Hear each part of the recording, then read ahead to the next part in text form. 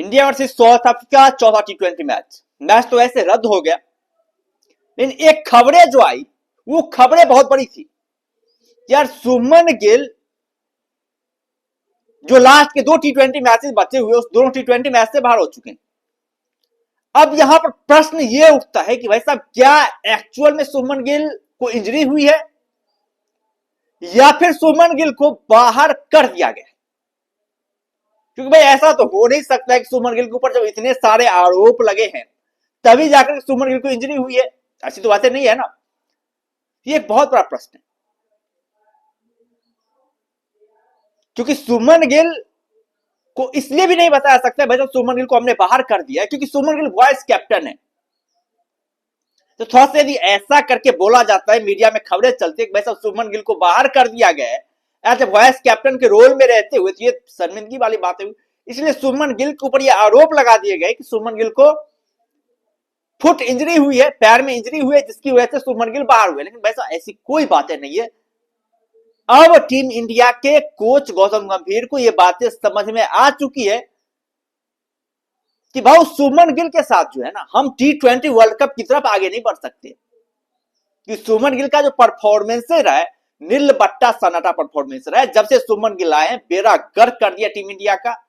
Opening combination उस तरह की दिखाई नहीं दे रही। भाई एक साल पहले यही संजू सैमसन और अभिषेक शर्मा की ओपनिंग जोड़ी थी, जहां पे ऐसा खेल ऐसा माहौल इन दोनों ने तैयार करके दिया था कि लग रहा था टीम इंडिया वो पहली टीम बनेगी जो 300 के आंकड़े को टी20 में पार करती हुई नजर आएगी।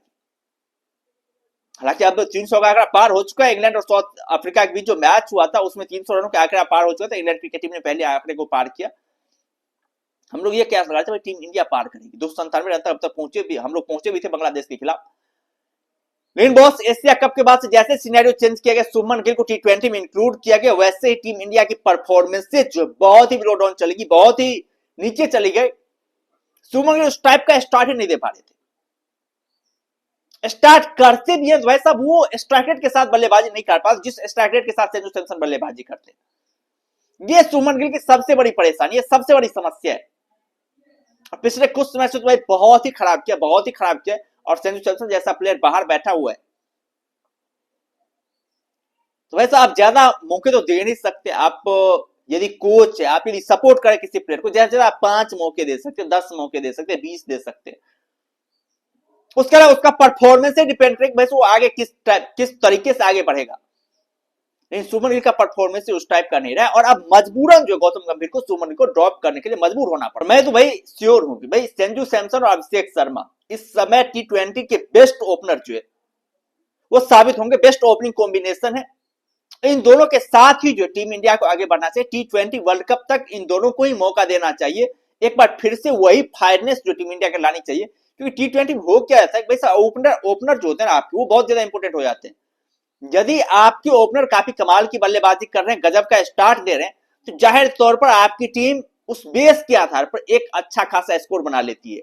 या फिर आप लक्ष्य का पीछा भी कर रहे होते हैं ना, वहां पर भी ओपनिंग कॉम्बिनेशन बहुत ज्यादा इंपोर्टेंट हो जाता है। पावर प्ले का आप इस्तेमाल किस तरीके से करते हैं, पावर प्ले में आप कितने कामयाब हो पाते, ये बहुत ज्यादा मैटर करता है टी20 क्रिकेट के लिए। तो पावर प्ले में अच्छा होना जो है ना बहुत ही ज्यादा जरूरी होता है। खासकर टी20 वर्ल्ड कप जैसे बड़े मंच पर आप छोटी सी भी चूक नहीं कर सकते, क्योंकि एक चूक का मतलब होता है कि सारे के सारे किए धरे पर पानी फिर जाना। तो इसलिए टीम इंडिया ये एक्सपेरिमेंट कर रही है भाई साहब एक बार फिर से संजू सैमसन और अभिषेक शर्मा की जोड़ी बनाई जाए और इन दोनों को जो टी20 वर्ल्ड कप के लिए तैयार किया जाए। अब जाहिर तौर पर टी20 वर्ल्ड कप इतना करीब है तो अब उतने ज्यादा एक्सपेरिमेंट होंगे नहीं। शुभमन गिल को एक बार ड्रॉप कर दिया गया तो वैसा फिर आप लंबे समय के लिए जो शुभमन गिल आपको दिखेंगे नहीं। यदि संजू सैमसन अच्छे तरीके से बल्लेबाजी कर लेते हैं, बढ़िया अंदाजे बल्लेबाजी कर, हमें पूरा उम्मीद है कि एक बार फिर से संजू सैमसन जो अपनी कैपेसिटी दिखा पाने में कामयाब हो पाएंगे, कारगर हो पाएंगे। क्योंकि भाई इन्होंने जो कारनामे दिखाए, 3 सेंचुरी ठोकी थी एक साल के अंदर, और ये बहुत बड़ी अचीवमेंट होती है भाई। टी20 क्रिकेट में एक साल के अंदर 3 सेंचुरी ठोकना एज ओपनर बैट्समैन बहुत बड़ी उपलब्धि होती है। आप वैसे बल्लेबाज को मिडिल ऑर्डर में कभी भेजा, कभी इधर कभी उधर, कभी बाहर बैठाया, तो ऐसी बातें नहीं चलनी चाहिए। हमें लग रहा है संजू सैमसन इस मौके को ग्रैब करेंगे और बहुत ही जबरदस्त बल्लेबाजी जो करते हुए नजर आएंगे, क्योंकि इतने दिनों से शुभमन गिल एक प्रतीक्षा कर रहे थे भाई साहब कब उन्हें चांसेस मिले, कब वो आए बल्लेबाजी करने के लिए, कब वो एक बार फिर से एज ओपनर टीम इंडिया के लिए खेले और कमाल का परफॉर्मेंस करें। और यहां पर संजू सैमसन, अब किस्मत देखिए भाई, किस्मत किस टाइप का है संजू सैमसन का।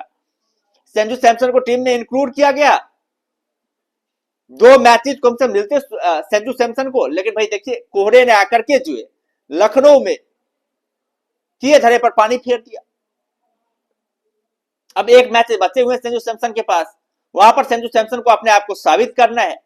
यदि वहां पर अपने आप को साबित कर पाए तो फिर न्यूजीलैंड के खिलाफ जो सीरीज होने वाला है, वैसे वहां पर भी संभावना है कि संजू सैमसन ही ओपनिंग करेंगे। और यदि अपने आप को नहीं साबित कर पाए तो फिर से सुमन गिल की एंट्री हो जाएगी टीम में और फिर से जो है संजू सैमसन नीचे चले जाएंगे। तो भाई आखिरी मैच जो होने वाला है अहमदाबाद में, वो संजू सैमसन के लिए बहुत ही अहम मैचेस होने वाला है, बहुत ही इंपोर्टेंट मैचेस होने वाला है। वहां पर सुमन गिल को ये बातें साबित करनी है कि यदि उनके साथ टीम इंडिया आगे बढ़ती है, यदि संजू सैमसन के साथ आगे बढ़ती है, तो संजू सैमसन काफी कमाल का परफॉर्मेंसेस कर सकते हैं, बेहतरीन परफॉर्मेंसेस कर सकते हैं, बढ़िया बल्लेबाजी कर सकते हैं, सुमन गिल से बेस्ट परफॉर्मेंस जो डिलीवर करके दे सकते हैं। ये बात है संजू सैमसन को साबित करनी है, और एक मैच में ये सारी चीजें साबित कर पाना उतना आसान काम तो नहीं होने वाला है, मुश्किल काम होने वाला है, चैलेंजिंग काम होने वाला है।